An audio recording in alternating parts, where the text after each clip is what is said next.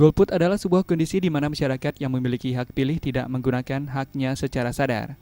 Ketua KPU Badung, Ana Agung Gede Rakanakula mengatakan, golput dapat terjadi karena berbagai faktor, seperti tidak mendapat kesempatan datang ke TPS karena sedang bekerja atau pindah domisili pada saat pemilu. Berdasarkan data KPU Badung, angka golput dari waktu ke waktu terus mengalami peningkatan.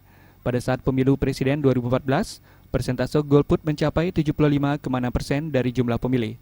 Sedangkan pada saat pemilu legislatif 2014, persentase golput meningkat menjadi 78%. Persentase tersebut diharapkan tidak mengalami peningkatan sehingga KPU Badung menggencarkan kegiatan sosialisasi kepada masyarakat, baik secara perorangan maupun berkelompok melalui pementasan seni. Upaya tersebut diharapkan menekan angka golput sehingga pada saat pelaksanaan pemilu kepala daerah 2015 tidak terjadi peningkatan.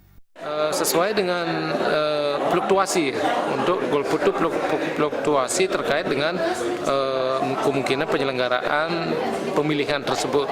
Modelnya kayak pilpres dan pileg. Kalau pilpres itu kemarin kita sampai 75,6%, sedangkan pilegnya 78 sekian persen. Nah, harapan kami di dalam pilkada ini juga tidak jauh di antara 77% tingkat partisipasi pemilihnya. Hingga saat ini, KPU Badung sudah menyelesaikan proses pemutakhiran data pemilih dan mengumumkannya ke seluruh Banjar di Kabupaten Badung. Masyarakat pemilih dapat melihat namanya pada papan pengumuman. Jika belum terdaftar, diminta mendaftarkan diri ke PPS atau menggunakan hak pilihnya dengan kartu tanda penduduk. Pujiantini dan Indrawan, Bali TV.